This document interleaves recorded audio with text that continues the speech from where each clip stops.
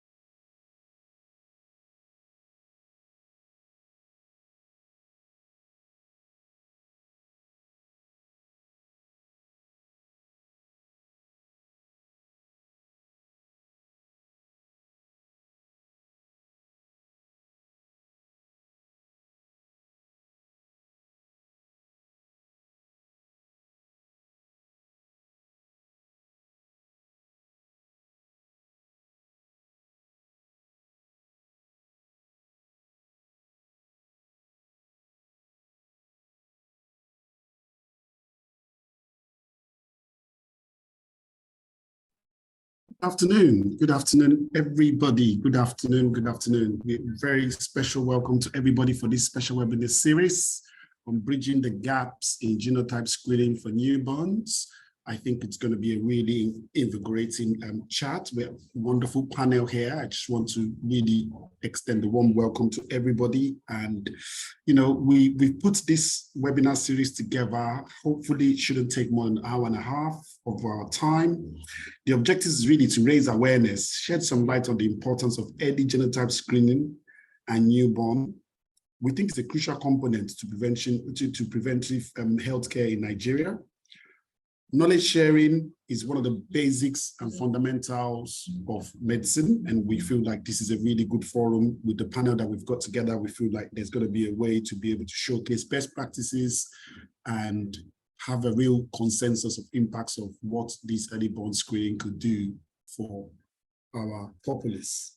there's a need for us to collaborate a little bit more, foster more expert opinions and consensus statements through collaboration of healthcare professionals from different various parts of the strata of the healthcare, which will be really quite good. And, we're hoping that with discussions like these start, there could be sort of work that could get steering groups together to be able to improve steering documents, and policy documents could come out of it to really actually have a consensus of the healthcare about what we will be doing in terms of newborn screening and bridging gaps to prevent unnecessary causes of end organ damage and all the complications that come with late diagnosis of this condition.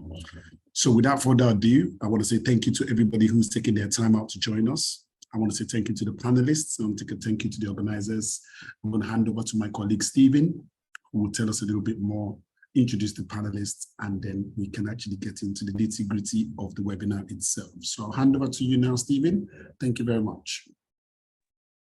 Thank you, Mr. Eni. I'm Stephen Aribatete, Clinical Application Specialist, the Product Manager at Codex Pharma Limited, and it gives me a lot of great pleasure to be coordinating this webinar and to as well introduce this esteemed panelists that we have here.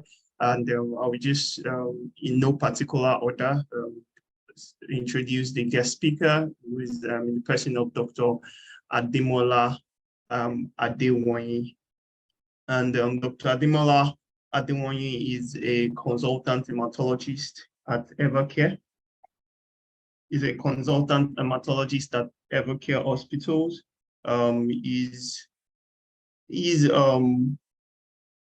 a consultant hematologist and laboratory physician with over 13 years of experience in active medical practice.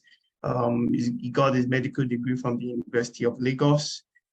He also followed up by a specialist training in hematology and laboratory medicine at the University of Benin Teaching Hospital, where he was part of the first bone marrow transplant team that performed cure for sickle cell disease in West Africa. His training experiences cut across West Africa and the United States of America, with visiting scholarships to centers of excellence, including the Duke University Medical Center, NC and MD Addison Cancer Center. Dr. Adewoyin is a visiting scholar of the American Society of Hematology in 2016. Gordon Signey Fellow of the World Pathology Foundation in 2018 and a Fellow of the International Chronic Myeloid Leukemia Foundation in 2019. His core clinical competencies include clinical hematology, anemias, bleeding disorders, thrombosis, blood cancers, and transfusion medicine. And in laboratory medicine, he's a clinical pathologist. Dr. Adewoyin is very keen about quality management systems, healthcare leadership, as well as leveraging technology to improve clinical outcomes. He's currently a consultant hematologist at Evercare Hospital, Lekki, offering his clinical and laboratory and administrative expertise. So we welcome Dr. Ademola Adewoyin as the keynote speaker of this webinar to please give us his presentation. Thank you very much.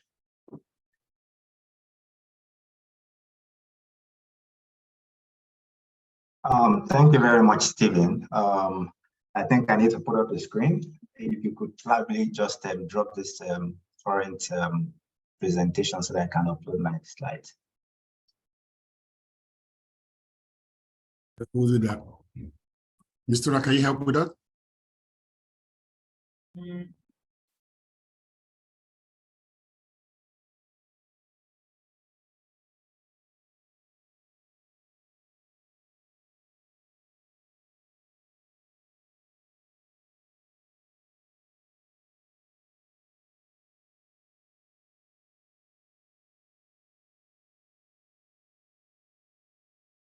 Yeah, can you please kindly confirm if my slide is visible? Yes, sir, we can see your slide, sir. See it clearly here. Can anybody else see it on the group? I hope people can see it. And then when you go to presentation mode, we'll be good to go. Yes. Yeah, it's in presentation mode. Yes. Okay, excellent. Yeah, just to say a very warm afternoon to everyone, fellow panelists, Professor Jeremiah, Dr. Alayo, Dr. Peace. It's a pleasure to be here. So for the next 20 minutes thereabout, I'll be talking about newborn screening for sickle cell in Nigeria. We'll be looking at the gaps, and then we'll look at how to bridge the gap. Once again, I'm Dr. Ademola Adewoyin.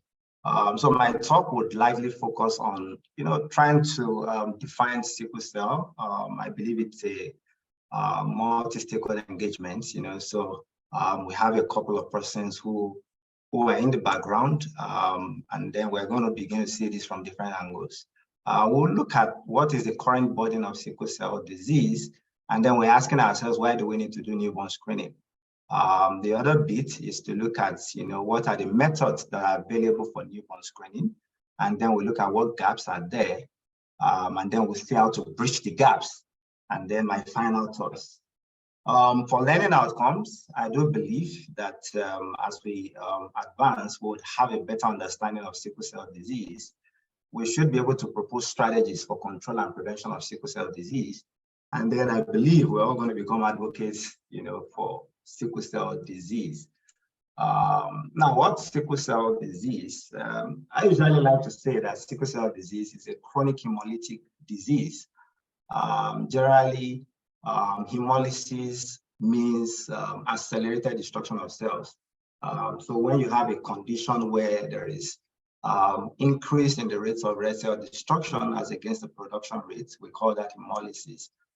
So it's a chronic condition, it's hereditary, so it's a chronic hemolytic disease where you have this characteristic precipitation of hemoglobin molecules that tends to deform the red cell into that crescent shape, the sickle shape. And then, of course, that results in vaso-occlusive events, and then we have this accelerated destruction of the cells. It's the largest, the most common monogenetic disease that we have, and it's inherited in the autosomal recessive pattern. Now, there are two patterns of inheritance. It could be homozygous, where you have the S and the S genes giving the SS phenotype, or we could have it in the compound or double heterozygous inheritance pattern, where you have the S abnormal gene combined with a second abnormal gene, and of course that comes with disease manifestation. If you look at this pictogram, it's just to summarize what the pathophysiology of, or what the mechanism of disease looks like, in sickle cell. Now, the primary event is hemoglobin polymerization. Like I said, it's a genetic condition, and so what is happening is that there is a mutation on the 17th codon, and you have a switch from adenine to thymine. That leads to coding for valine instead of glutamate. Now, valine is a very interesting protein. Valine presents an hydrophobic patch, and then with that hydrophobic patch, it makes the hemoglobin molecules to be less soluble. And so you have situations where you have this, hydrophobic patch exposures, they are less soluble. And then under the oxy condition, once the hemoglobin molecules are exposed to conditions where oxygen levels are very low, they tend to then polymerize. So they become tactoids, which then deforms the red cell into sickled shape or the crescent shape, so that is the primary event that happens. Now, it's a lot more complex than that, but, I thought it's not a cardinal point of the discussion. And so you have this sickling happening. Now, when these cells become sickled, of course, because of this abnormal shape, they have this abnormal flow.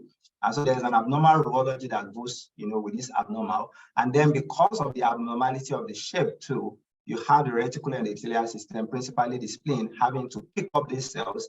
And so they are subjected to some sort of extravascular hemolysis. Now, because of the abnormal shape too, there is going to be some problem with these cells passing through the, the very tiny vessels, the capillary or the microvascular circulation. So with this difficulty, they tend to aggregate, they tend to be, more sluggish, and then the microvascular transit time actually exceeds, the sickle delay time. And then you have, a phenomenon where you have sickling, more and more sickling. It's like the vicious cycle, and then there is obstruction in the vascular beds, and then that causes the characteristic vaso-occlusive crisis. So you have the primary event as hemoglobin precipitation or polymerization, and then that leads to vaso-occlusion, which comes with the different clinical manifestation. Of course, the vaso-occlusion can happen in any vascular bed. So sickle cell can affect any organ in the body, any organ system in the body can be affected. Now with hemolysis, there is release of the hemoglobin pigments. Now, you know, the red cell, which gets broken down, is actually a bag of hemoglobin. It typically contains about 200 to 300 million hemoglobin molecules. And so that is released into the circulation. And once that is released, there is, you know, heavy scavenging or mop-up of nitric oxide, which is actually an endothelial relaxant. And so that also tilts the body into some sort of vasospasm. There's narrowing.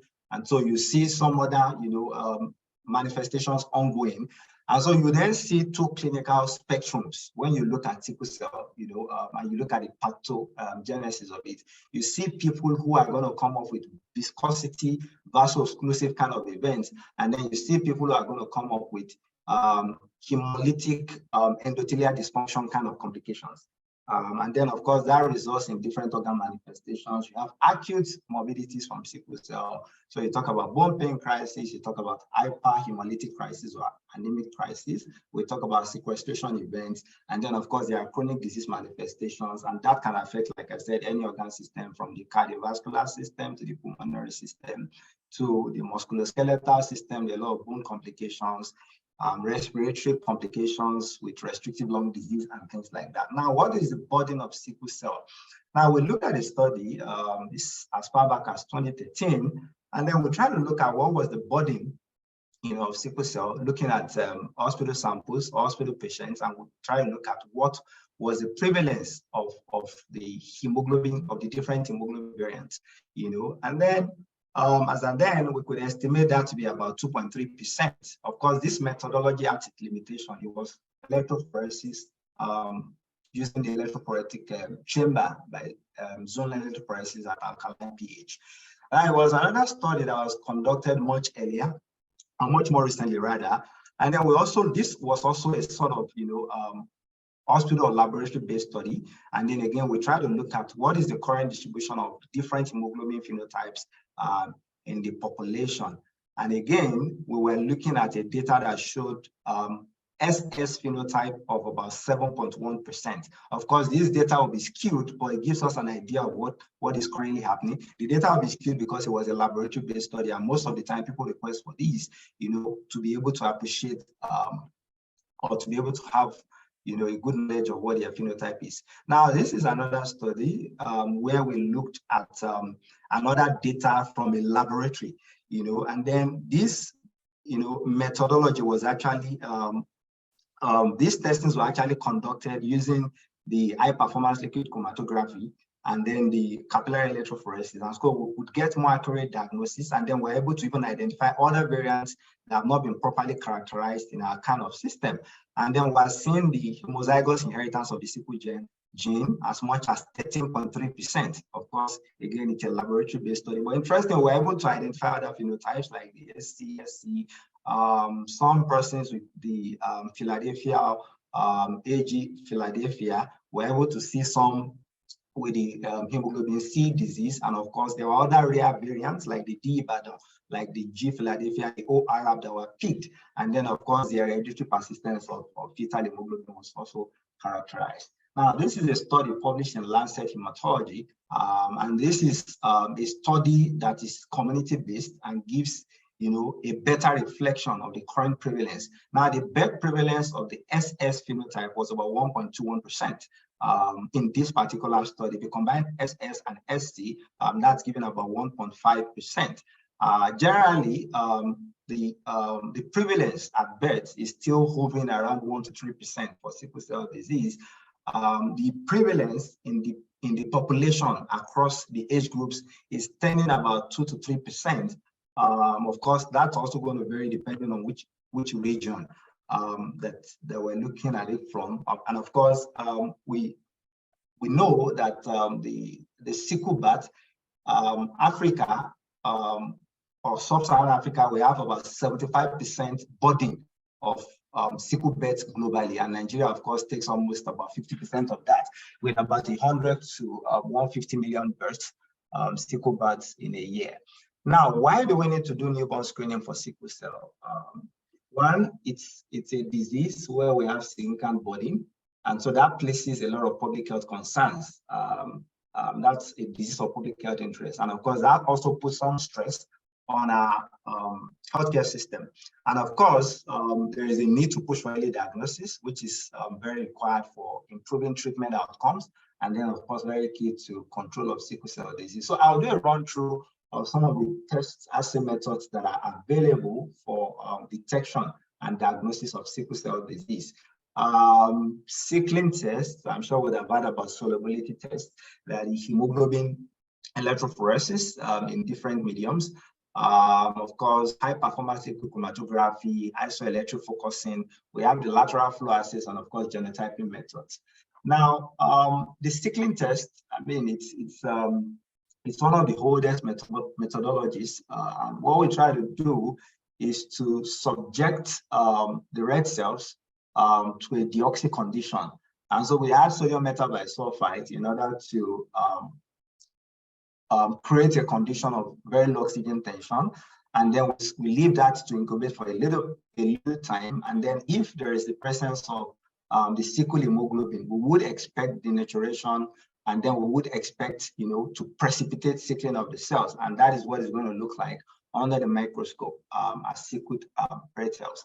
Now, the other principle is the principle of solubility testing, where if you subject these same cells to deoxy condition, and then you break the cells, they release the hemoglobin dimers. Now, because of the characteristic nature of these hemoglobin molecules, the sickle hemoglobin molecules, of course, they are insoluble. That's going to create a situation where you're not going to be able to see through the column of plasma, containing these sickle cells. And so if you look at the experiment, by the time you subject the cells to solubility testing, if you put the sample behind or in front of the lines, you're not going to see through if there is a presence of the sickle hemoglobin.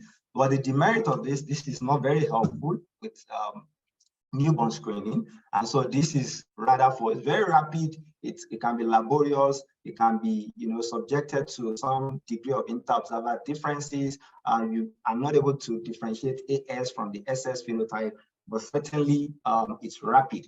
Now, this is another method, and this has some relevance in newborn screening, where we do zone electrophoresis at alkaline pH. Of course, we're going to subject the hemolysate to migration in an electric field. And then, of course, we're going to look at the rate of migration. And after the experiment, we're going to look at where each one is banding with regards to the controls for the experiment. Of course, A is quite fast, and so it moves faster from the anode to the cathode. And then we'll see how we interpret it in relation to the controls used for the experiment. Now, this is what chromatograms look like, and this is just, in principle, chromatography, where we subject the hemolysates through the column, and then we're looking at the rate at which these hemoglobin fractions or variants, they are eluted, from the column, and then we'll look at the retention time, the time from when it's injected in the column to the time when it's, completely eluted, and then, of course, the algorithm is able to identify based on the retention time, and then is able to quantify by the time the chromatogram is drawn, and then we look at the area under the curve. Very, very useful in newborn screening. And so if you look at the first one, A, the first chromatogram, you will see some peak in the S band and then some peak in the A band. And this is, of course, the hemoglobin F is the larger fraction, and that's not surprising because it's a newborn screening. And so you have a situation of FAS, and then that tells you that this newborn has a phenotype AS. And of course, the other picture shows a chromatogram that is showing an SC phenotype in the B picture. Now, this is what capillary electrophoresis looks like. And then this is another very important assay method that we use to characterize, and is very relevant with newborn screening. Now, this is what isoelectric focusing looks like. Very, very useful in newborn screening. I won't go into the details of this. And then this is what the lateral flow assays look like. In these, what is typically done is that you have antibodies, polyclonal antibodies that are impregnated into the assay. And then by the time you introduce the blood sample, they're going to flow in a lateral manner in the direction of the different antibodies that have been impregnated. And so you're going to see some bands. Typically on the assay methods, there are 4 bands. There's a control, and of course there's the A where you have antibodies that can pick the A, the hemoglobin A. You have antibodies that are directed against S, and then antibodies that are directed against C. And so by the time you look at the interpretation, if you have banding, of course, the control must come out well. If you have banding in just A, it tells you it's AA phenotype. If you have banding in A and S, it tells you that it's the AS phenotype. And this is how this lateral flow principle operates. This is just another one to reiterate. Now, what are the gaps in sickle cell control? If you look at it from the primordial level, there is still some depth of knowledge around sickle cell. And then when people are not educated, it becomes a challenge in terms of making reproductive health choices. And so we still see a lot of carrier marriages, and then that, of course, leads to propagation of sickle births, and then we still have such a significant burden of sickle cell in our environment. Now, if you look at it from the primary prevention approach, we're still getting a lot of carrier marriages, and some of these things are driven by erroneous diagnosis.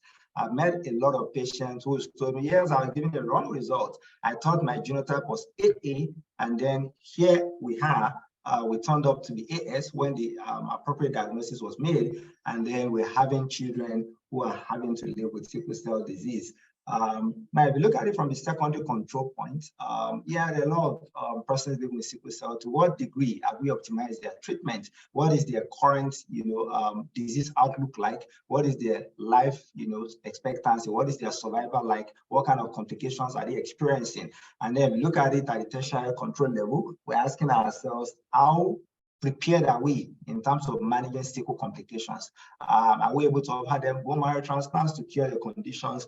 Are we able to offer them novel therapies, new therapies that have been approved, for sickle care? And to what degree can affected persons even afford the standard of care in order to improve the outcomes? Of course, there are other gaps that we should touch base on. Data gaps. Do we have real-world data, real-time data on the prevalence, on the actual prevalence, and the pattern, the trend, of sickle cell? So from 1960 till now, is it increasing in terms of the prevalence, or is it decreasing? Are we at a stable kind of plateau situation? And do we have real-time data to reflect this? It might be difficult to answer this because there's no regional or clearly established national newborn screening program to be able to capture and get real-world data on the pattern that we're seeing in our kind of system. Now, there are research gaps, and of course, it makes it difficult to break new frontiers. It makes it difficult to have locally adapted solutions that can help, to improve sickle cell care and control. Of course, there are diagnostic gaps, like I mentioned earlier. There are misdiagnoses, there are delays in diagnosis, and of course, problems with healthcare financing, which cut across a lot of other disease conditions. Many of the affected persons don't have the kind of funding to take care of their health needs. And then much of the insurance systems also do not cover their care well enough. And then out-of-pocket payment is denying a lot of people access to optimal care. Now, let's see how we can bridge the gap in terms of sickle control. Now, I think for me, the very first thing to really talk about is public health education, and we need to make it relevant to the occasion. So we need to be more aggressive and very deliberate about public health education. The next thing for me is that we need to have appropriate technology for sickle diagnosis. We need to have appropriate technology. What I mean appropriate technology, technology that is locally adapted, that would suit the need of the moment. Technology that is available even in areas where there's no electric supply. Technology that is available even in areas where there is not enough funding to be able to afford a state-of-the-art diagnosis like capillary electrophoresis.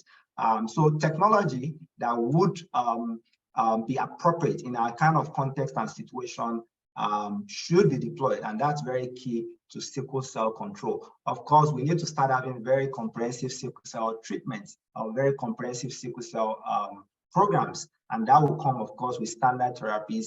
How swift is pain control when people present and arrive in the hospitals or clinics with painful crisis? To what degree are we able to allow them preventive care in terms of prevention of crisis, prevention of some disease complications, in terms of pneumococcal vaccinations, in terms of providing them their routine drugs, or even in terms of other drug therapies, disease-modifying interventions that can actually lessen the disease severity.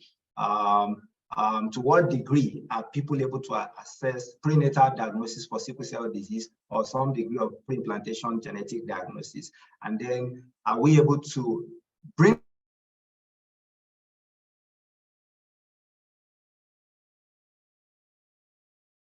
different medical specialties that will be required for comprehensive care of affected persons with sickle cell disease? And of course, there has to be ongoing research and development in sickle cell disease. On a final thought, I do think that a lot more concerted effort needs to be geared towards sickle cell control, and I think it's going to require multi-stakeholder involvement, which I believe is one of the mandates of this particular symposium.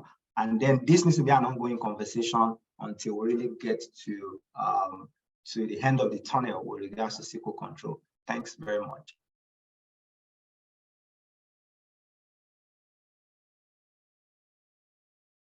Thank you so much. Thank you so much, Dr. Ademola Adewoyin. That was very apt. Thank you so much. And to take us further, we'll actually be going to the panelist session. And I'll just do a brief introduction. The moderator for this session is Dr. Ademola Sanda. He is an internal medicine specialist at the Lagos State University Teaching Hospital. He's also a very big advocate for sickle cell disease and driving down the burden of sickle cell disease in Nigeria. We also have on this esteemed panelist, Professor Zacchaeus Jeremiah, who is the current president of the Hematology and Blood Transfusion Scientists Society of Nigeria. He's also a professor at the Rivers State, a professor of hematology at the Rivers State University Teaching Hospital. So you're welcome, sir.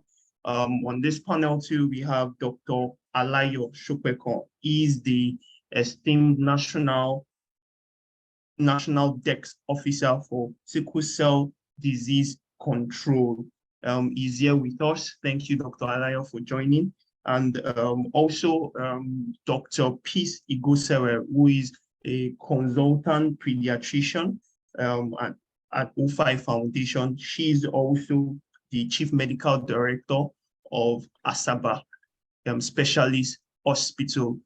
She's been having some issues with her network, so she's been in and out, and hopefully she will be able to reconnect again. So I welcome you. Over to you, Dr. Ademola. Thank you so much. Good afternoon, Stephen. Good afternoon, everybody on this call. So my name is Dr. Ademola Sanda, and I'll be moderating the next panelist session. So Stephen has already made my job easy. He has introduced our esteemed guests that we have on this very serious panel session. I'll just go over the names again. We have Dr. Ademola Adewoyin, consultant hematologist at Evercare Hospital, Professor Zacchaeus Jeremiah, president of the Nigerian Society of Hematology and Blood Transfusion, Dr. Alayo Sopekan, National Desk Officer, Sickle Cell Disease Control at the Federal Ministry of Health, and Dr. Peace Ighosewe, consultant pediatrician and chief medical director at the Asaba Specialist Hospital. It's nice to have you over here, sirs and Maz. So we'll be jumping right into the panel session at this moment. And I'll be starting with a general question for all the panelists. Each person can answer this 1 minute, 30 seconds. So just like the guest speaker has spoken, he spoke extensively on newborn screening in sickle cell disease. So my first question is, how important is newborn screening for sickle cell disease, given the staggering mortality figures we have in under 5 children with sickle cell disease?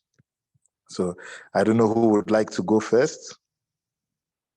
Maybe we can, Dr. Ademola Adewoyin, maybe you can go first, sir. Yeah, sorry about that. Can you please kindly take the question again? I'm happy to. Okay, so yeah, the question is, how important is newborn screening for sickle cell disease, given the staggering mortality figures we have in under 5 children with sickle cell disease? Yeah, thanks for the question. It's very important to have a newborn program, because that would afford us the opportunity to capture children that have the sickle hemoglobin. And then when you capture them at that early age, because at the first 4 to 6 months, they might not have any significant disease manifestations because of the predominance of the fetal hemoglobin. But you see, as they begin to grow and advance in age, usually about 6-9 months, you begin to see disease manifestations. And so if you make that diagnosis at the newborn period, which is within the first 28 days of life, you have this preemptive advantage or preemptive knowledge of their condition.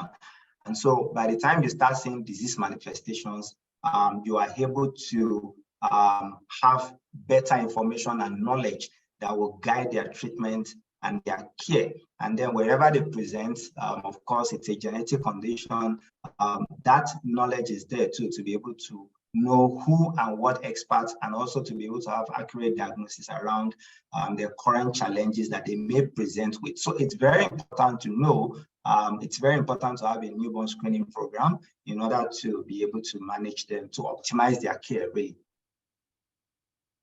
Thank you very much, sir. Thank you very much, sir. Okay. Professor Zacchaeus, sir? Yes, yeah. Sir.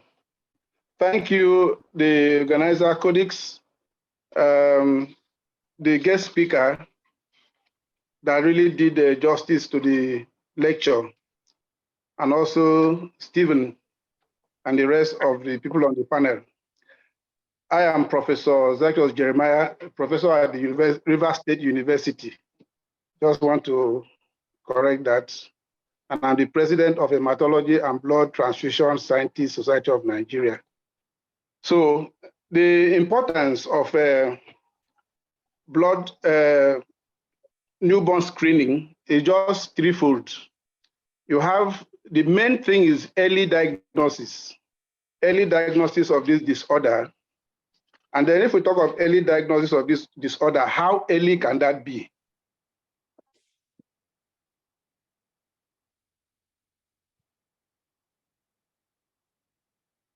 When the protocol, the first newborn screen needs to be done between 24 to 48 hours, 1 or 2 weeks.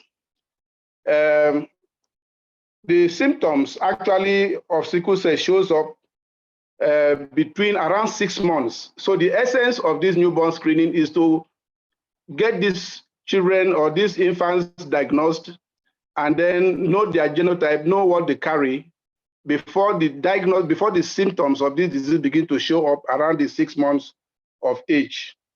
And then the other reason why it should be done, and to be done, is to also give us a preventive measures to be established early in childhood. If you know what the child is having, you'll be able to plan for the child, you'll be able to arrange how the child can live.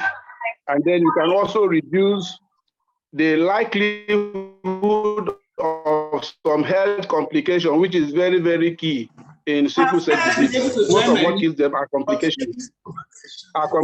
So if we know this early on time, we'll be able to reduce the mortality, reduce the complications, and then the children can have opportunity to live longer. I think for now, that's my contribution. Thank you. Thank you very much, Prof. Thank you. Dr. Peace, would you like to have a go at this too, ma'am? Okay, Dr. Peace, you may need to repeat the question because I think she was out when you asked. Oh, okay. So the question goes, how important is newborn screening for sickle cell disease, given the staggering mortality figures we have in under 5 children with sickle cell? Okay, thank you very much. Good day, everyone. I'm sorry, I'm just joining. I had problems connecting. Thank God I've finally been able to connect. So I've not really been following all that has been going on. But newborn screening, yeah, it's a very topical issue that has been on the front burner for a while. A lot still remains to be done, especially in our climate, to make it institutionalized in our facilities. Now, we know that a large percentage of children with sickle cell disease die before 5 years in Nigeria presently, which has the highest burden of the condition.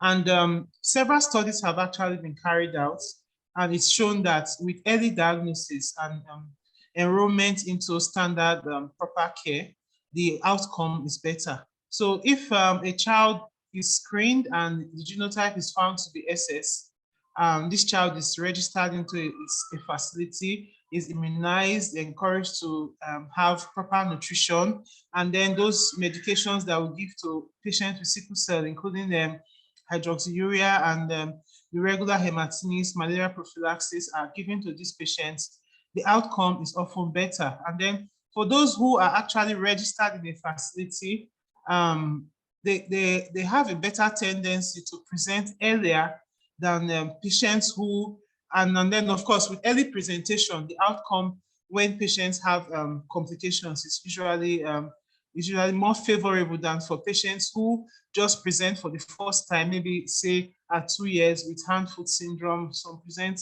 with very life-threatening conditions like CVA. The outcome for those ones is often very, very fatal compared to those who have actually had the condition diagnosed on time. But we know that very few places have newborn screening being done. So we really are disadvantaged because we cannot objectively say that this is what the outcome is in Nigeria if patients have their genotype determined at birth, because we are really not doing newborn screening in the country at present, just few centers doing it. And we've not really been doing it for a long enough time for us to say that, for us to be able to extrapolate and say that for so and so percentage of children who were registered at 5 years, this was the outcome. For those who were not, who were diagnosed at birth, this was the outcome after 5 years. For those who were not diagnosed, this was the outcome. So I think more work still remains to be done for us to objectively say that newborn screening in Nigeria has a better outcome in terms of mortality and morbidity. Yeah. Thank you very much, Dr. Peace. Thank you. Dr. Alayo, Dr. Alayo, I don't know if you'd like to take a go at this question too. 1 minute, 30 seconds, please. Yeah, good afternoon, everyone, co-panelists and everyone listening. My name is Dr. Alayo Sopekan, a public health specialist. I'm a Deputy Director in Federal Ministry of Health and the National Desk Officer for Sickle Cell Disease and Inherited Bleeding Disorders. Well, as we are discussing about newborn screening, I think most of the panelists have actually said one thing or the other about the initiative or the intervention, so to say. Yeah, because it's one of the interventions that had been put in place as far back as 2011 by the federal government through the Federal Ministry of Health, through a policy called Universal Newborn Screening Policy. And of course, we decided to go for Universal Newborn Screening Policy because we know that when you are seeing a pregnant woman that has come to deliver in a facility, it's just the woman you are seeing. Of course, they do their genotype. They might know their genotype at the during the course of antenatal care, But of course, it's the woman you are seeing. You are not seeing the man that actually impregnated this woman or her spouse, so to say. So, and we also know that in Nigeria, a lot of, what do you call it? Even if the woman know who the genotype of her spouse, we also know that a lot of pregnancies occur outside the wedlock. So, and for many other reasons that we have taken into account, we decided to say instead of targeted newborn screening, in which case you look at the genotype of the woman that you are seeing, or if you know the genotype, then it's okay that the pregnancy she's carrying or the child that is resulting from that pregnancy should be screened. But in this case, since we don't see the man, so we opted for universal newborn screening. That's to say every single child that is born in Nigeria should be screened for sickle cell disease so that we can identify those one who will require intervention. And some of those interventions, of course, the other panelists have alluded to them, and then make sure that we enroll them into comprehensive care. And we took many steps. We set up 6 donor centers at that time and equipped them with HPLC machine as at that time, because that was the only technology that could identify these children early. And these centers were supposed to be, we set up what we call like a spoke hub and spoke method. That's to say they are to serve other facilities around them. And we also said that we need, especially the primary healthcare centers, because we know that many women will not even deliver in the government or health facilities. They can deliver anywhere. But we know that during the immunization, they will bring this child for immunization, and then we also use that time to that opportunistic screening. They collect blood samples from heel prick and do a dry blood spot and take it to these centers for screening. Of course, we ran into a problem, and what was the problem? The logistic management, who pays for sample movement from these facilities to these screening centers. So because of that, and like somebody said, the screening could not, we couldn't continue, or most of these facilities could not continue. Of course, they are screening children that were delivered in their facilities, but of course, it's not something we can generalize that is something that is done nationally that way. And of course, since then, we started looking for another technology that can actually help us identify these children very early. So, and of course, we were looking at a point of care screening method where we can actually screen these children wherever we find them, and without waiting for HPLC. And then maybe, of course, the HPLC is the gold standard. Of course, we take this, after the screening, we can now collect the samples and send it to these places for confirmation. And that has 2 advantages. And what are the advantages? Is the fact that the samples that you are now taking to these centers are reduced, because those ones that are identified as not having the sickle gene, particularly the homozygous sickle gene, the AA, those ones who are not affected, that like AA, homozygous AA, so you don't need to include them in the samples you are moving to these centers. Maybe those ones, or maybe heterozygous like AS, and then those ones who are homozygous for the sickle gene, then you know that you are taking samples from them just for you to confirm, and of course enroll those ones who are SS into comprehensive care. And like somebody said, of course, it's a multi specialties issue that manage their management is this thing. And you know, a lot has been done, but of course there are still gaps, like somebody has said. So I think I will stop here. Thank you.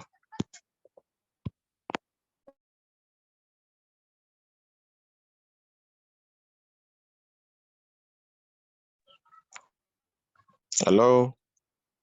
I got disconnected at the end of Dr. Alayo's answer. Hello, am I audible? Yes, you're Yes, audible. you are. Okay. Yeah. So thank you very much, everybody, for those answers. They were very stimulating, and they've showed us the importance of why we should, go into, we should have this newborn screening program in place. And I want to especially thank the desk officer at the Ministry of Health for telling us what exactly the government is already doing and has already done. So my next question goes specifically to Professor Zacchaeus. Sir, what efforts have been made by the Hematologist and Blood Transfusion Society in Nigeria as regards awareness for newborn screening? And what are the current modalities on ground for newborn screening in Nigeria? Thank you so much. Like I said earlier, I am the president of Hematology and Blood Transfusion Scientists Society of Nigeria. We came into existence in 2018. And actually one of the first research we wanted to carry out is on this newborn screening when we came on board. We have done some proposals. We did some academic work proposals to try to see how to get funding to go into it, because we have discovered that most times when these projects come, we are not always being incorporated, and that is the reason why we advocate for elaborate collaboration among the different health professionals, because sickle cell care is a very wide, comprehensive care that involves every profession should be involved. And we have it on ground. Even now we have it. But that's why I'm very happy that this webinar came up at this time, because I'm seeing a possibility of having to collaborate and to get integrated into the screening. I know that for some time, there was a newborn screening program that came on. And there are some collaborations with some bodies outside the country, but it was not on a national basis. It didn't get very far. As I'm talking now in Port Harcourt, I don't really know where this newborn screening we can say is being carried out. But I know that we're supposed to have a center in Benin and other places close here.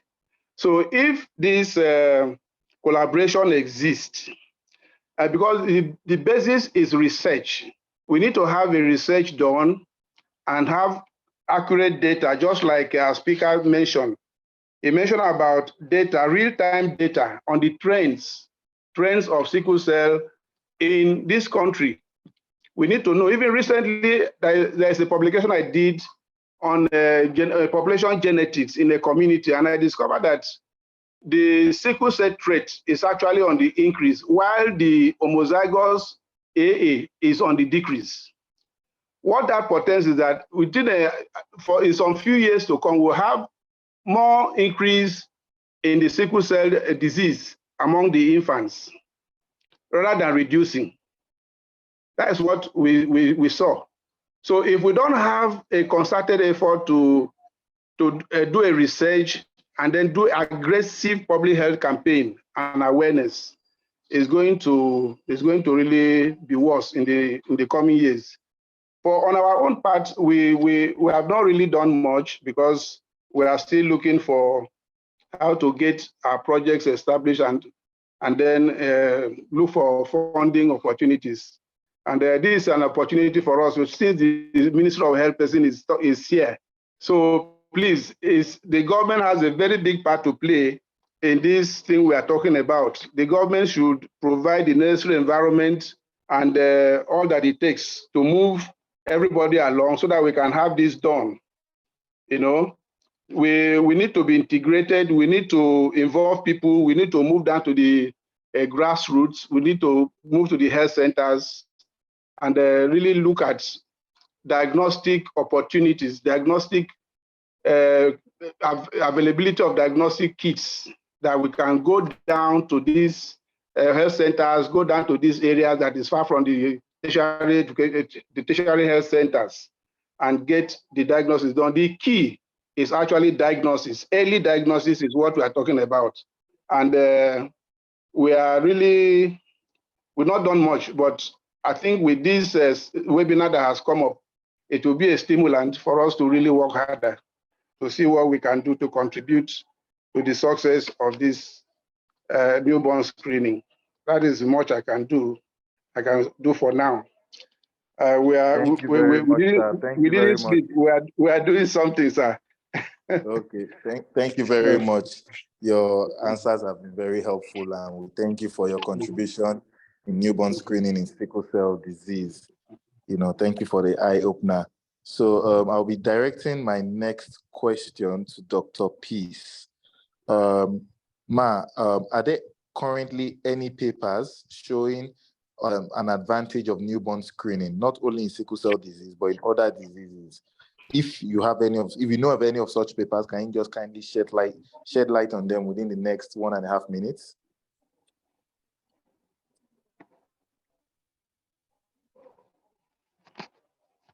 All right, thank you. Thank you, moderator.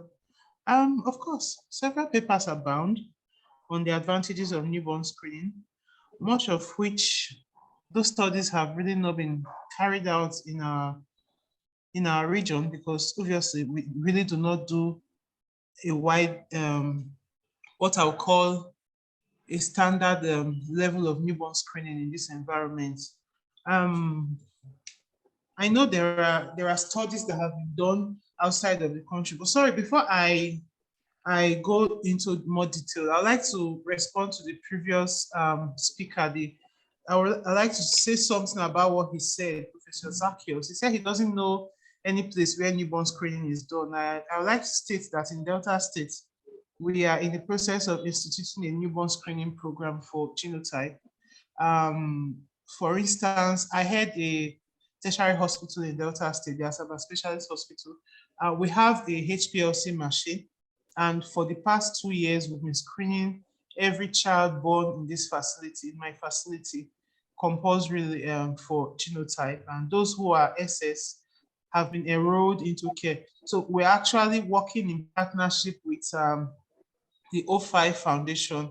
It's the charity arm of the office of the immediate past First Lady of Delta State, Dame Edith Okowa. So she has established several sickle cell centers across the state, over 20 sickle cell centers, including the tertiary sickle cell center in Asaba Specialist Hospital where I head.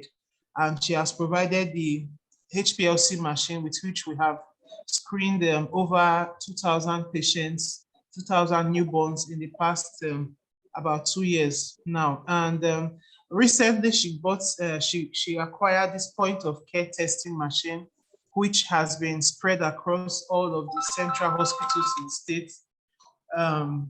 It's the Gazelle genotype machine, the point of care test machine that can determine the genotype of patients, affordable and easy to use.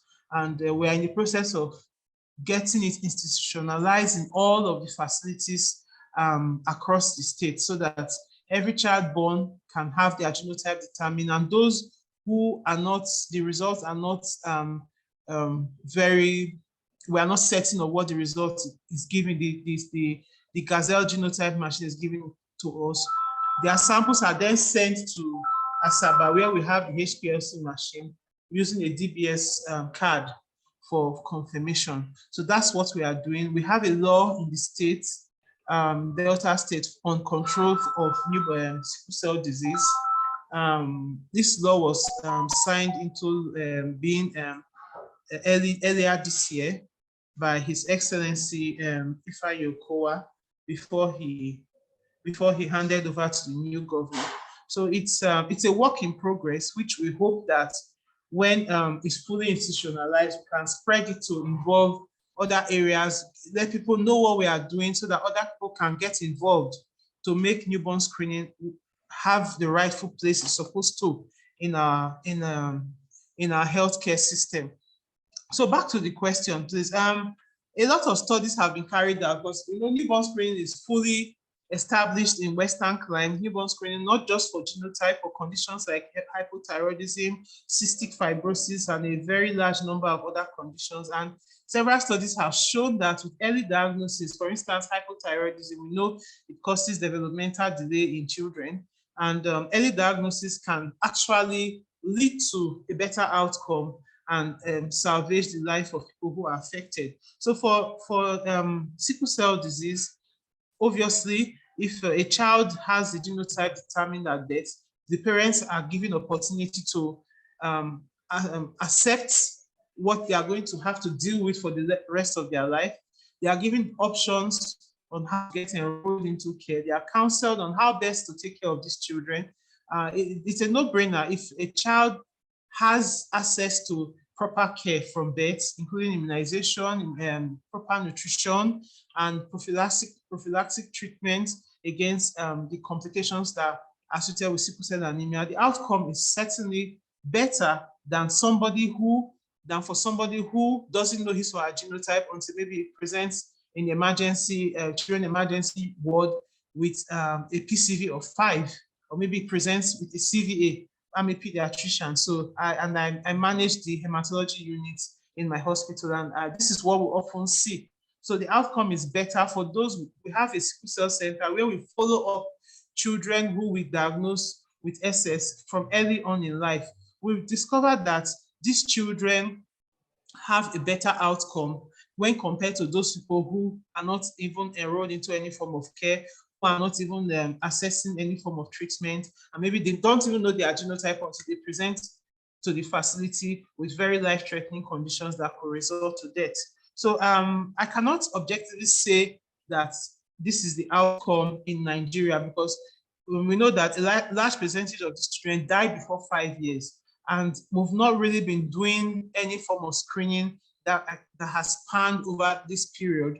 So we cannot really infer. We can just extrapolate from studies that have been done outside of the country and make our conclusion, and hope that if we can institute all of these measures in our environment, we have a better outcome. Thank you.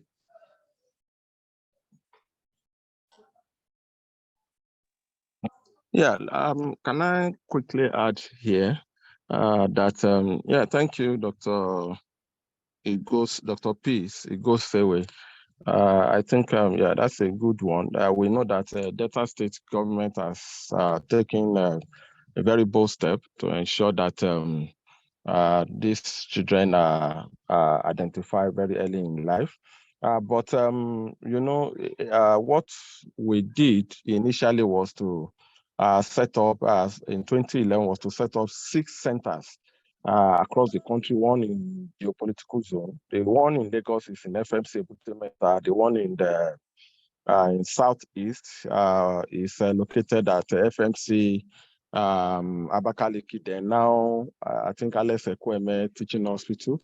Then the one in South was in FMC Yenagua, but of course we have moved that to University of Benin Teaching Hospital because we were not getting the desired reports. They are not meeting the objectives of us locating it in that center. So we had to move it to University of Benin Teaching Hospital. And for North Central, it was located in FMC Kefi, Federal Medical Center, Kefi, that's in Nasarawa State. For Northeast, we put it in FMC Gombe. I think it's either Tafa Balewa Teaching Hospital, or I can't remember the name of the hospital now, but it used to be FMC Gombe. And for Northwest, it is located in FMC Benin Kebbi. And all these centers, except the Benin Teaching Hospital that is not screening now, they are all screening newborn. They have their HPLC, and we have also introduced point of care screening to them. We have even commenced the training of PHC healthcare workers across the country for them to be able to help us identify these children very early and refer them to those that require referral to higher level of care so that they can be enrolled into comprehensive care. So that is just in addition to what has been said. Thank you so much. Yeah, I agree. Thank you very much, Dr. Alayo. So we'll be rounding off the panel session very soon.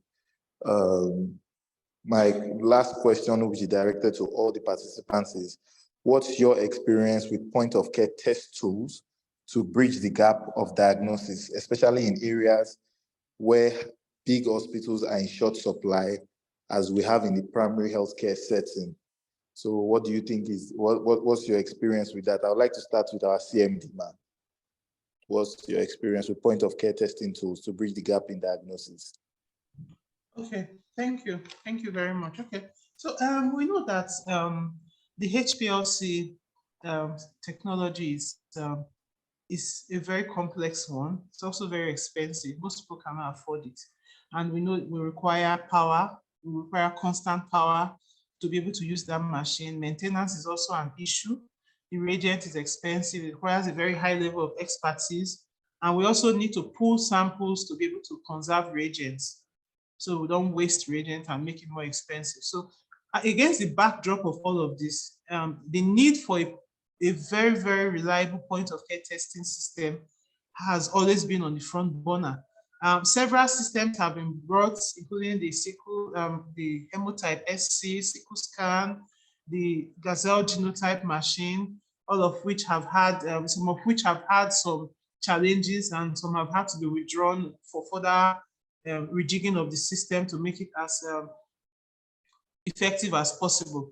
So, but point of care testing is actually very good because it's easy to use, it requires less expertise, does not require constant power, and is cheaper. So the only drawback is it may not be able to determine certain genotypes that the HPLC can, which is where a confirmatory test is required. And well, with the large number of facilities in the country, the large population, the need for a very reliable point of care testing system cannot be overemphasized. For us, we use the Gazelle genotype as a point of care testing system in Delta State. So it doesn't, you can charge it like a phone. You charge it, it lasts up to 8 hours to 10 hours after charging. It uses a very little amount of sample. It doesn't require any special skill. It can be put in the labor ward, which is where every child born has to pass through either the labor ward or the theater, which usually adjoins the labor ward. So easily samples can be collected by the nurses and the test done there, which is what we are institutionalizing in our hospitals. So our experience has been good so far. We just started this point of care, but we're using just the HPLC. We just started using the point of care system about 2 months ago. So far, it's been good. We still have, we're trying to make sure everything is in order in terms of acceptance, because one major challenge to institutionalizing newborn screening is the acceptance by the healthcare workers of the, healthcare workers, they really need to see the importance of newborn screening to be able to run with the vision. Most of them, that has been a major challenge. They see it as an extra work.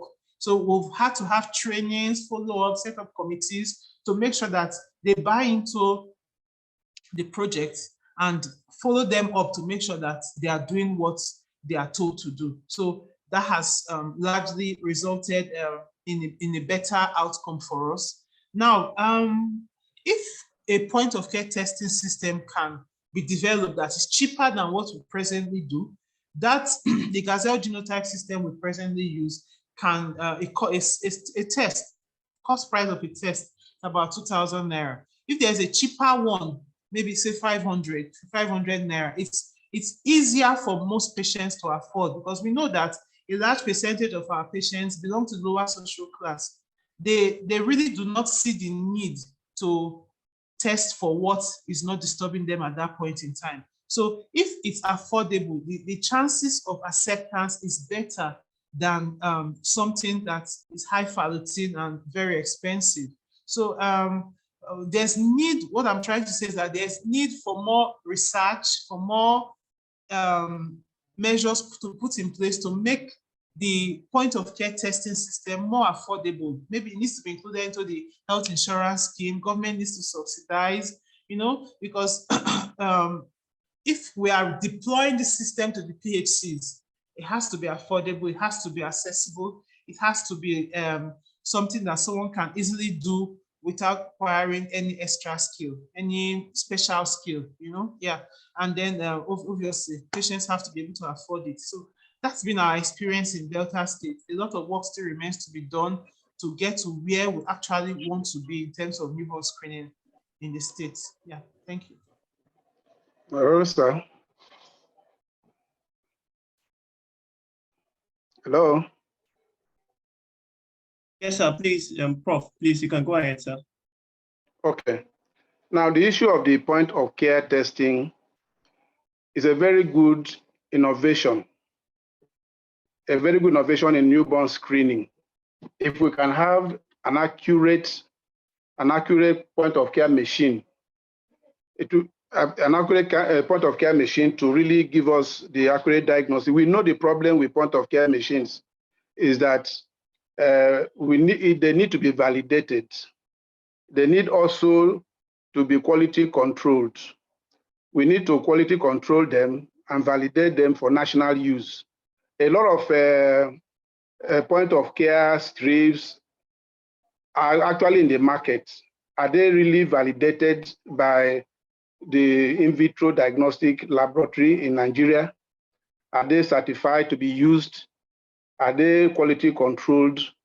That is an issue that we need to take care of, because most of them uses antibody to detect the antigen against the hemoglobin in the blood. And we know that for most of these point of care machine to pick the sickle cells, the sickle cell must be dense enough. The sickle cell must be dense enough in the samples for them to be picked. They have to be dense enough in the blood for them to be picked and give us a reliable result. Then we also know that normally for a growing infant, we can, even when we use electrophoresis, we can only confirm sickle cell about 2 months, when the child is about 2 months old, or possibly repeat it after 1 or 2 years of age. And because of the differences in some of the hemoglobin types that may not really show up. And then for us to really get the essence of the newborn screening is to get these infants diagnosed before they get to a point where the symptoms will begin to show up. So it is good, but let us encourage research. Any of these things we are showing, we should encourage the research, validate them based on their principles, and make sure that they really meet up. Most of them can give false positive or false negative results. If they are not quality controlled, it will also lead to erroneous results, which we are trying to run away from. So that is my take on it. We really need to get a reliable quality POC machines, but they have to be validated and they have to be quality controlled. And then we need to work on them, research on them adequately, and make sure that they are working before we put them to use. Thank you. Yeah, thank you. Thank you, the moderator and the other panelists. I think Dr. Peace, as she has said so much, I think she's very knowledgeable about the newborn screening, and thank you for what you guys are doing in Delta State.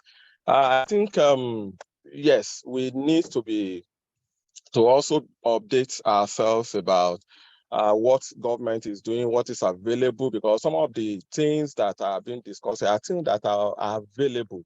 There are things that has been done. There are things that even when you check online, you can see that all these things are already there. Yes, I can say that maybe because many people can say, oh, I'm not aware, but how much effort have you made to actually find out what is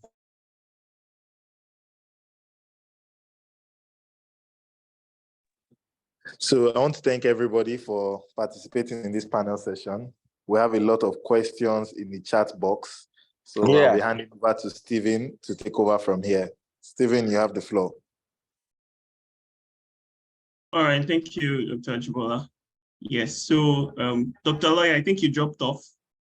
Yes, I think, Okay. of course, he jumped in and didn't allow me to finish. So the first thing is that I want to inform everyone to know that now the policy is that the first line of for screening for sickle cell, be it newborn, be it you are screening a newborn or adult for sickle cell, is using POCT, validated POCT. And the one that has been validated in this country now is the one that we call sickle scan, because Federal Ministry of Health, in conjunction with NIMA and the 6 zonal STD centers, actually did a validation on this device. And the report, the outcome was also reported upon and was presented at the National Council on Health, and it was approved. And based on that, the new guideline for the prevention, control, and management of sickle cell disease has taken care of it, and it has told us that, look, from now on, that is the first line of screening method for sickle cell in Nigeria, POCT, validated POCT. That is that, and it has been taken care. It's in the policy, it's in the guideline. So anybody that is still going for maybe what do you call it, electrophoresis, solubility test, Sickling test, and all that, of course, maybe when you are doing research, you can use that. Maybe you are doing your research, you can still use them, because if you look at the guideline, you still see them. But we have adopted point of care screening method as the first line of screening method, validated screening method. Just like somebody said, it has to be validated. This one has been validated. Sickle scan is the one that we know we have validated. So all other ones, we have not validated, well, we don't know, but they, like he said, they have to be validated, just as he had said. And then the issue of cost, I think we are also in discussion with the manufacturer of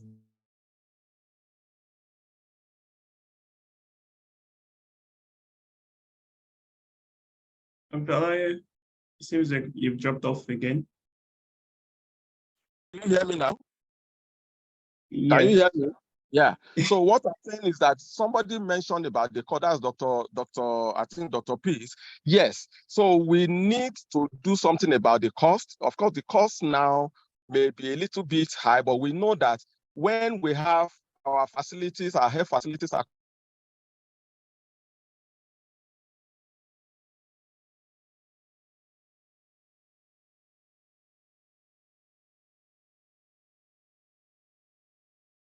that should be able to pay for this.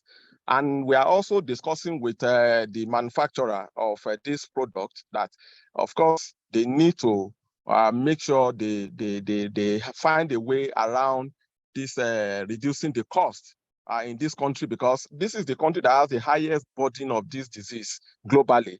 So, and if you are bringing this thing to us, of course, we have to be sure that, of course, we look at the cost to our people.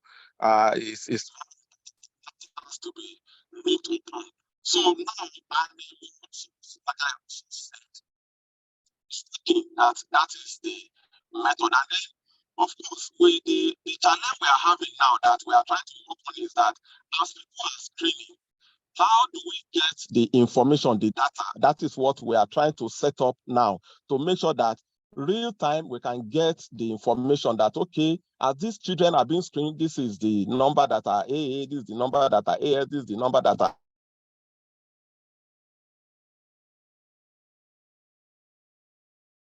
You've dropped off again, sir.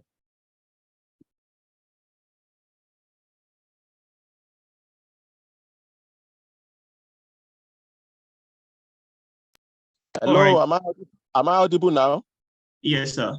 Yes, I was saying that, yes, we also want to leverage on that to now establish sickle cell data registry for the country, a national sickle cell disease registry for the country, because that is what we intended to do when we established those 6 zonal centers. But like I said earlier, we ran into this problem of logistics and all that, who pays for what, and it is expensive running this thing, and it is not available in all health facilities.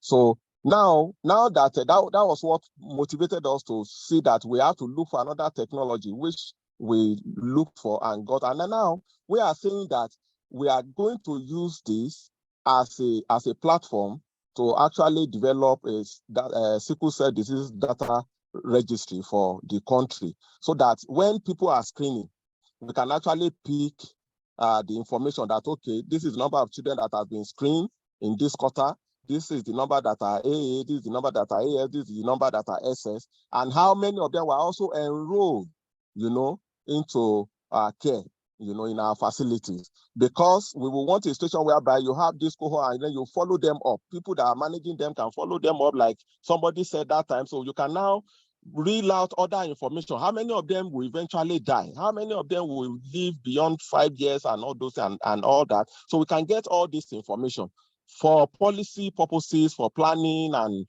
other things, and even for research. So this is what we are envisaging, and this is what we plan for this. But I think I will just implore my colleagues, we have a national guideline.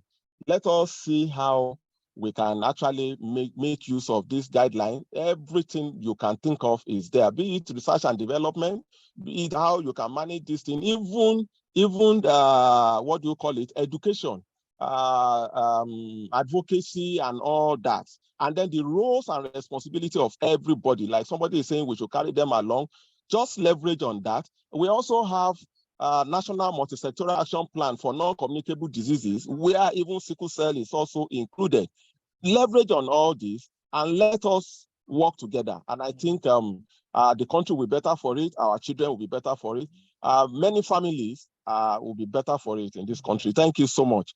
I think we'll have to stop here. Thank you so much. And over Thank you from so much. Thank you so much, Dr. Alayo.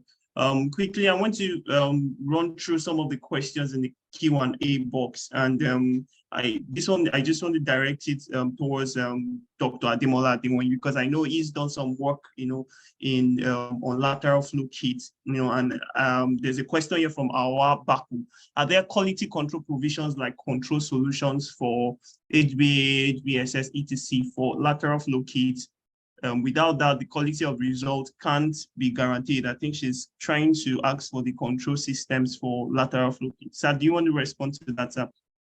Yeah, thanks a lot. Yeah, so yeah, control is very important. In fact, any experiment without control is invalid. So it's important to know what control system is. So most of the kits, they have inbuilt controls that must flag as positive. If that control band is not positive, then that experiment can't even be resulted. So the control is impregnated. But I think one other thing that we need to mention is that these are still screening methods, and they are screening methods, they are confirmatory level methods. So following screening, confirmatory level testing should be done to sort of nail the diagnosis. So we shouldn't, screening tests are typically built, to be able to pick. They're built with very high sensitivity, while the confirmatory level tests are built with very high specificity, as high as 99.9. From my experience, to most of these lateral flashes, well, the ones I've used, they are quite sensitive, and as much as 98% of the different hemoglobin variants are detected. But of course, it's limited in terms of what it can detect. So it's oftentimes limited to just the A variant, the S, and the C. So when there are other abnormal variants, we're not able to pick that. And then, of course, quantification is also not possible on this assay method, because they are qualitative immunochromatographic tests. Thank you. Thank you very much. Just to add that, just writing on what Dr. Alayo also said, that Sickle scan is the only currently validated newborn screening point of care kit, validated by the Federal Ministry of Health in conjunction with NIMA. And just like you said, I believe that, with the Federal Ministry of Health doing such an amount of work in going further to ensure that it's reliable and validated, just like you said, it comes with its own inbuilt, control system. So thank you very much for that response, sir. We'll just also we have some other questions that have to do with management of sickle cell, but I implore our participants that we will, some of these questions, we will send the answers to your email, those that have to do with, more scientific in-depth, that require more scientific in-depth answers. All right. I also want to direct this question to the panelists, what can be done about laboratories? Okay, so we have a question from Bolanle Oshisonya. Why is it that in some cases, some children do not have any symptoms of disease until age 6 years? Dr. Peace, do you want to respond to that? Why is it that in some cases, some children do not have any symptom of disease until age 6? Okay, thank you. Thank you for the question, Bolanle Oshisonya. We know that children at birth have a large percentage of fetal hemoglobin. So, and then as the child grows, this fetal hemoglobin is broken down and replaced with the hemoglobin that will be present throughout life, whether the S genotype, the A genotype, or SA hemoglobin, or some of the other uncommon ones like C, D, E, and the rest. So this begin to manifest from about 6 months of life, which is when most people are, can start presenting with symptoms of the condition. Now, some studies have shown that there are some people who have a persistently elevated level of fetal hemoglobin till much later in life. And these ones may not present as early as regular people, the average individual with sickle cell anemia, who have their fetal hemoglobin broken down and removed from the system early on, say about 6 months of life. Now, so those who have a high percentage of fetal hemoglobin have a very milder form of the disease and may not present very early on. And even for those who present, they may not have very severe presentation. So they have a better outcome in terms of the cause of the illness. And this fetal hemoglobin percentage can be determined using the HPLC machine. It tells the percentage of fetal hemoglobin. So, and that's actually the basis for the use of hydroxyurea, which increases the percentage of fetal hemoglobin and, of course, reduces the frequency of crisis and severity of the condition. Yeah, thank you. Thank you so much, Dr. Peace, for that response. I think I'll direct this to Prof. Prof, someone is asking what can be done about laboratories that provide wrong results to patients. This is becoming very common as individuals discover later that are giving wrong results previously or later. Okay, thank you so much. What could be done is very simple. We know that there are many outfits that run laboratory testing. That is one of the reasons why I was saying something about quality control, validation, and all the rest.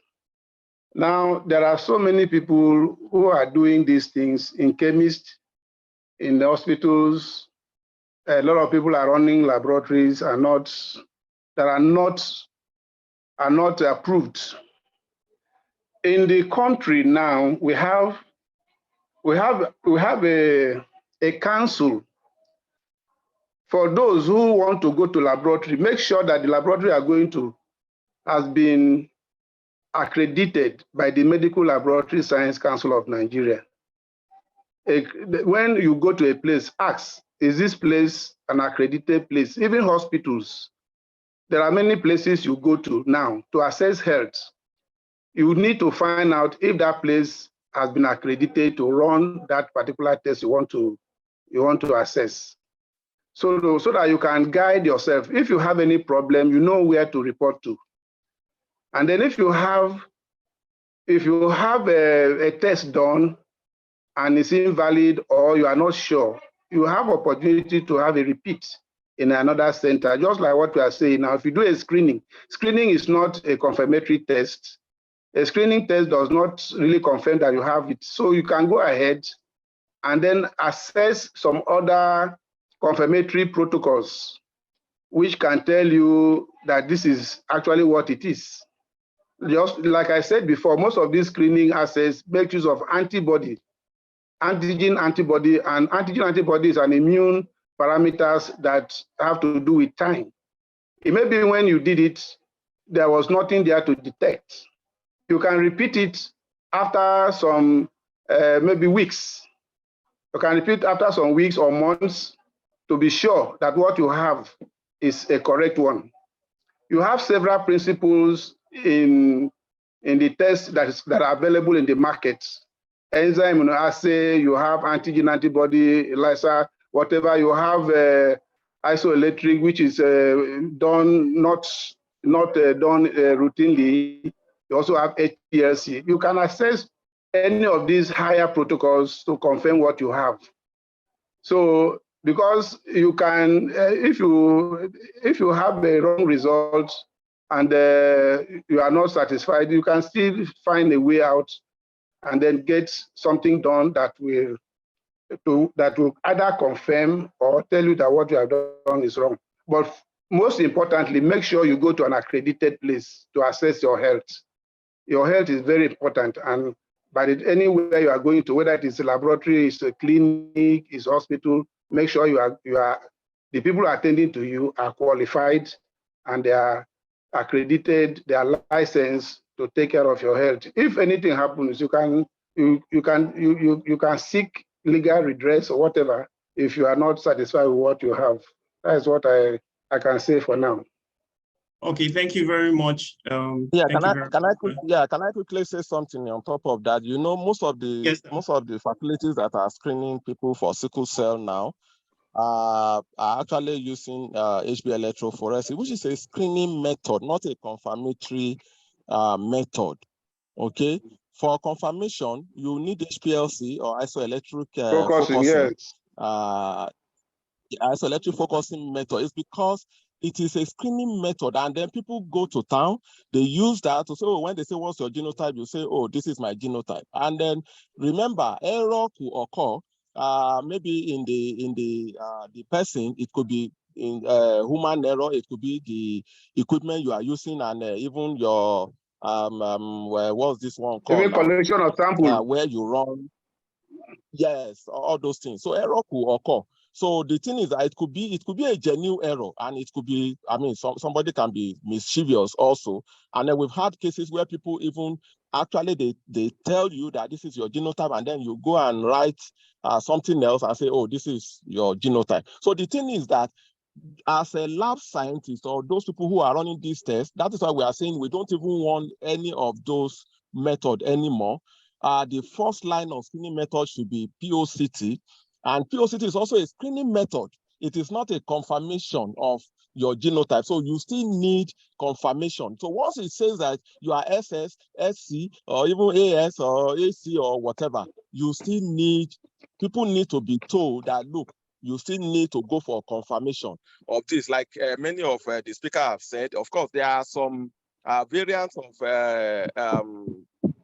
this gene that this POCT will not be able to detect unless when you go for confirmation. So that is why it is important. And I think that is where the problem is. And I think if a laboratory is churning out a very wrong result, then I think either the association or your council or somebody or the patient on his own can actually seek redress, just like you have said. I think the medical labs, disease scientists or science council should also be, or association or council should also be able to make sure that, of course, because we have policies, we have guidelines and everything, all these things, to make sure that all these things are followed. Thank you, and over. Thank you. Thank you very much, sir. I think the questions just keep pouring in, and I think I just want to thank all the panelists, but we just take one more question together. because I remember that I saw a particular interesting question. Professor Zacchaeus, you wanted to say something? Oh, no. Okay, so so this is just to be directed at Dr. Alayo. Just are there plans to include traditional birth centers in newborn screening, and what's the FMOH doing to increase awareness, especially at grassroots levels? I think you've spoken to that, but you can just expatiate. The person says that I believe more knowledge will allow women in rural areas to ensure their babies are tested even on request. That's speaking to that traditional birth. Yes, that is why we are taking this into the primary healthcare level, to the community level. We've started with Southwest, which if anybody who cares to find out the national demography and health survey that was done, the last one, 2018.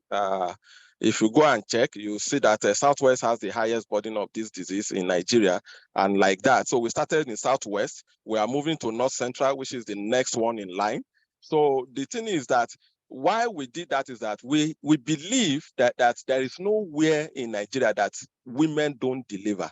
They go to TBA, they go to traditional birth attendant, the traditional birth attendant, they go to even herbalists, they go to church, they go anywhere to deliver. And some will even deliver themselves in their homes.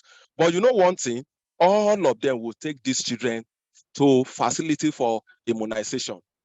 They will. And that is where we are waiting for them.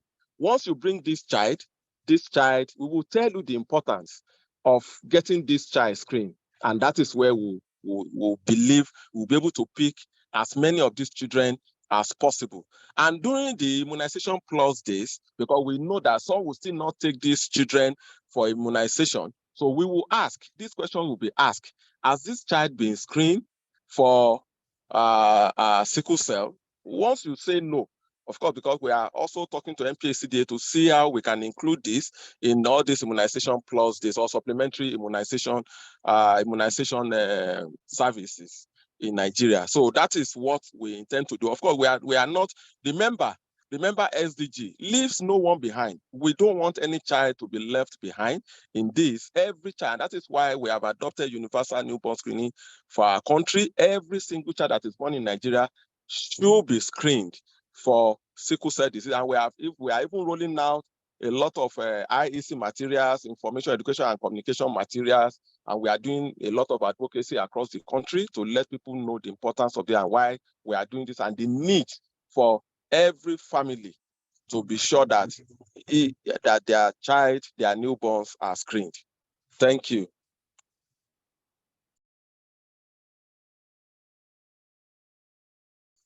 Thank you. And over from me. Okay. Yes.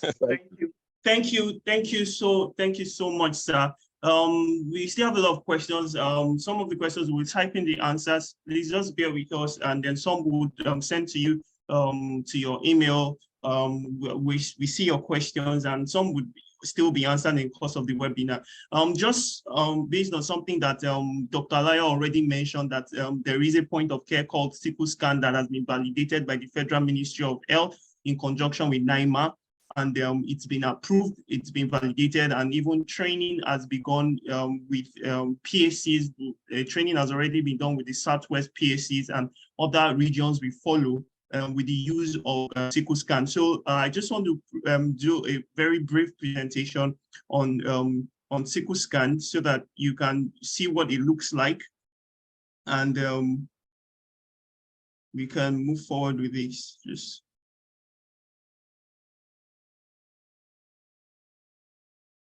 All right. Can you see my screen?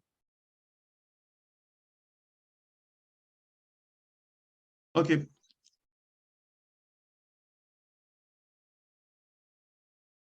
Thank you very much. So Sickle Scan is a product of Codex Pharma Limited.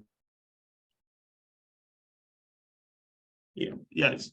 Sickle Scan is a product of Codex Pharma Limited, and Codex, we are very passionate about driving the delivery of quality healthcare in our nations. We currently are in different locations. We are based in Nigeria. We have extended our operations to Senegal, Ivory Coast, to Cameroon, Sierra Leone, Liberia, Gambia, and Guinea. We were established in 2008, and we have distributed over 50 million rapid tests, to different programs in the private and public sector: COVID, HIV, malaria, hepatitis, and more.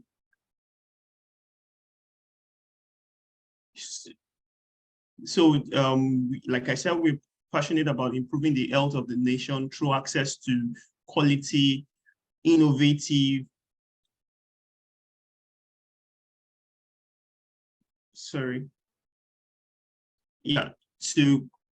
we are passionate about improving the health of the nation through access to quality, innovative, technology-enabled healthcare solutions for the prevention, early diagnosis, and management of disease. And this is what has brought about reintroducing, the Sickle scan to you today, so that it can aid in the rapid diagnosis of sickle cell disease and genotype screening for newborns. Nigeria has one of the highest population of sickle cell disease in the world, and we have 150,000 newborns born with sickle cell disease annually, and Nigeria contributes 33% to the global burden of sickle cell disease, sharing this burden with India as well as Democratic Republic of Congo. These three countries are responsible for 90% of the world's sickle cell disease population. And the burden of child mortality from sickle cell disease in Nigeria has been increasing disproportionately, and especially we see the burden of sickle cell disease as being one of the highest burden. We have 58% of children born with sickle cell anemia, dying before they are 5 years old. And, most of these deaths would have been prevented if adequate resources were allocated and available, focused interventions were implemented. So to this end, we have Sickle scan, which is a rapid point of care test for sickle cell disease and tree. And we can see how it compares to other types in terms of time to results. It gives you 5 minutes. In 5 minutes, you get your results. It has very low environmental risk, and it has a very high predictive value. It's very sensitive. It's very sensitive, and it's very, very specific. It's very easy to use. It comes, pre-packed, individually packed. You have the lateral flow kit, and you have the capillary tube, and you have the buffer. And once from a needle prick, you can just get it. The capillary tube is already, it comes with the kit, and you can just collect the blood sample, you mix with the buffer solution, and you drop 5 drops on the test tray on the cassette, and then you wait 5 minutes. And this is particularly useful, especially in places where there are low resources and places where you have very high burden of the sickle cell disease and under 5 mortality. So, like I said, the result turnaround time is 5 minutes. You don't need no sample preparation is required, and it can detect AA, AS, AC, SS, SC, and even CC. It has very low environmental risk, and it's very sensitive. It's ideal for newborn screening, and it's currently the only validated RDT by the Federal Ministry of Health in Nigeria. Why is it important for you to screen for sickle cell disease in newborn? Like we said, why do you not have to wait for 6 months? Because when you know, then you can in place interventions which actually improves the life expectancy of the infant.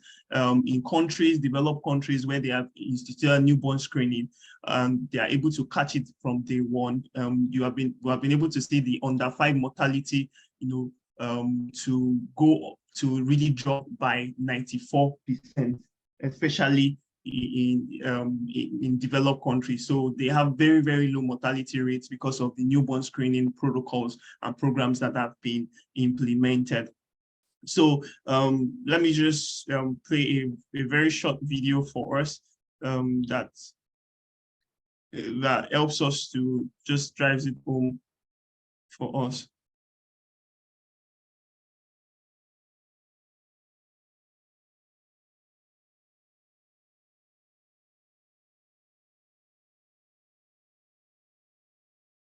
Sickle Scan is the world's first rapid lateral flow qualitative immunoassay to aid physicians, nurses, and laboratory techs in the diagnosis of sickle cell disease, sickle cell trait, and hemoglobin C disease. Previously, sickle cell diagnosis, marked by the presence of abnormal hemoglobin in blood samples, could only be made with complex, sensitive, and expensive laboratory equipment. This could be an impracticality for regions lacking in advanced repair and maintenance capabilities. Now, Sickle Scan provides quick and accurate results in the detection of hemoglobins A and mutated hemoglobins S and C, all in one easy-to-use field test. This test allows the user to distinguish between normal, carrier, and diseased patients, all vital information when making treatment and lifestyle decisions to manage the disease. The Sickle Scan kit includes a lateral flow device, a pre-treatment buffer, and a capillary sampler. To use, first remove the Sickle Scan device from its packaging and place it on a flat surface facing the user. Pink lines appearing on the test strip are normal and part of the factory quality control procedures. Acquire a finger prick, heel stick, or venipuncture sample. Lightly touch the capillary sampler to the patient's blood, filling it to the black indicator line. Do not squeeze the sampler bulb, as doing so may aerate the blood, causing the sampler to underfill. Open the pre-treatment module by unscrewing the white portion of the cap. Then immerse the sample tip into the liquid. Release the sample, then screw the two-piece cap back onto the buffer.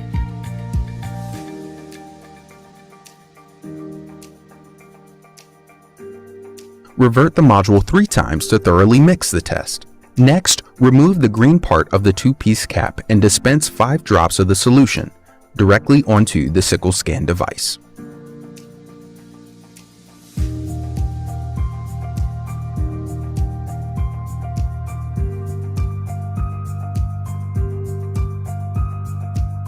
Then allow the test to process for 5 minutes. The test will continue to develop during this time, so be certain to note the results at the 5-minute mark. As the test processes, note the topmost control indicator. If it appears as a dark blue line, the test has processed correctly.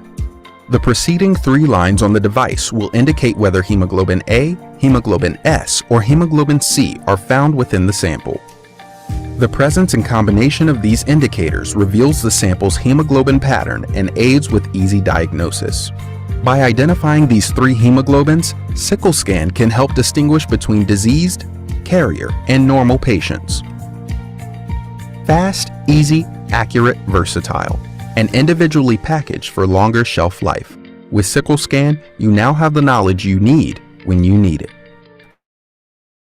Thank you very much. I just want to, before I hand over to the Executive Director of Marketing to give the closing remarks, there was a question by one of the anonymous attendee. He said, the question is, if one parent has a genotype AS and the other has a genotype AG, what would be expected? What would be the expected genotype of their children? Additionally, is there a genotype SG? I think I'll direct this question to Dr. Ademola Adewoyin. Yeah, thanks for the question. Right. So there is a possibility of SG, and we have seen that before. That possibility is a 25% chance. So it's a likelihood of 1 out of 4 children having. Now, these are likelihoods and possibilities. It doesn't always happen like that, just like you have the AS phenomenon. But if there is a carrier for G Philadelphia, and there is a carrier for S, then there is a chance, a 25% chance of the SG sickle cell disease. Thank you very much, sir, for the answer. Thank you very much, everyone. I would now, for us to move forward, hand over to the Executive Director, Marketing, Codex Pharma Limited, in the person of Mrs. Mary Ogwangu.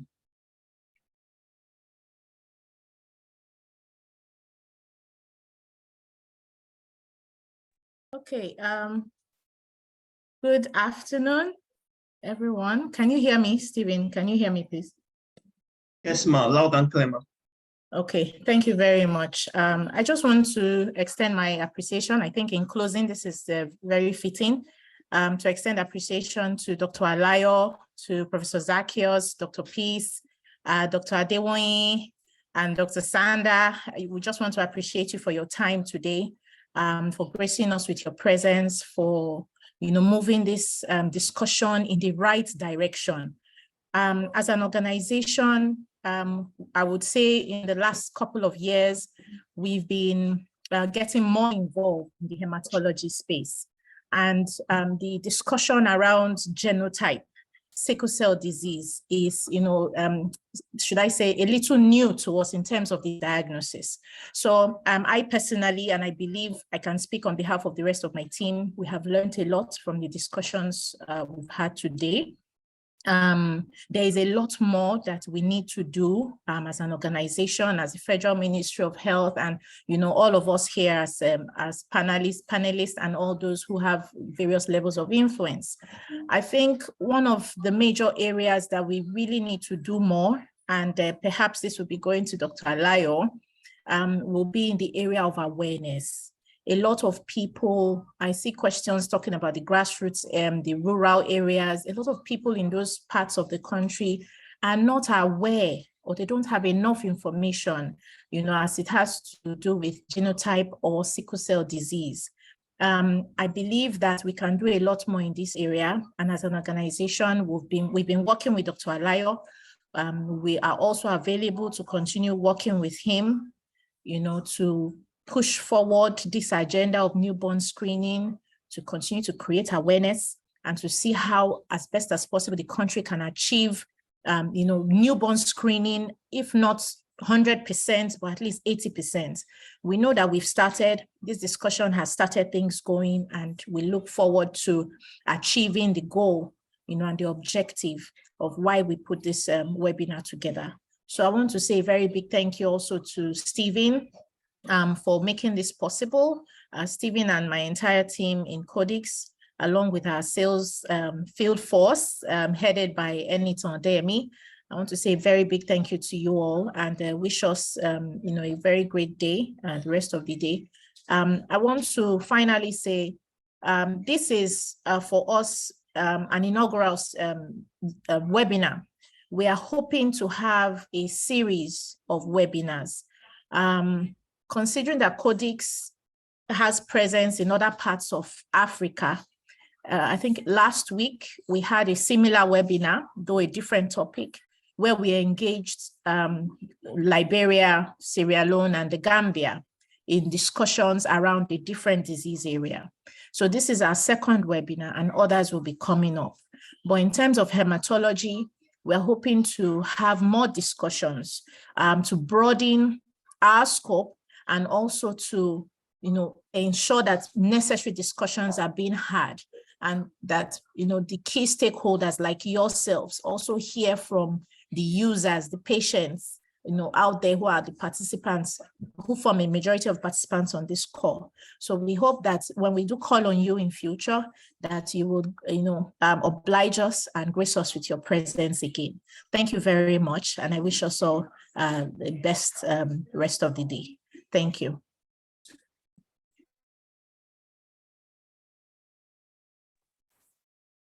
Hello, Stephen, are you still there? Was I on? No, we can hear you, Mary. Thank you very much. Thank you very much. Yes, thank you. Thank you, Stephen. Thank you, the rest of the team, for finding it necessary to have us in this webinar. I would particularly also want to be involved in subsequent editions. Thank you so much. Thank you, sir. Thank you so much, sir. Thank you, panelists. Stephen, may I say quickly? Yes, ma'am. We will. I just want to plead with the panelists. There are still some questions in the Q&A. Myself and the team will put these questions that have not been answered together. We would appreciate your responses to them so that we can share with all those who have attended this webinar. I believe for all those who in the registration process included their emails and phone numbers, we will be able to share the answers to all these questions with everyone who has participated at this webinar today. Thank you very much.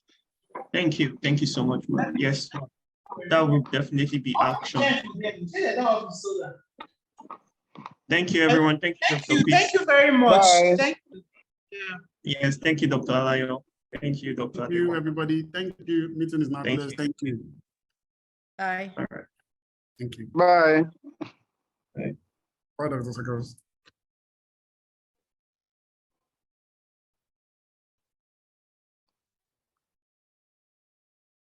We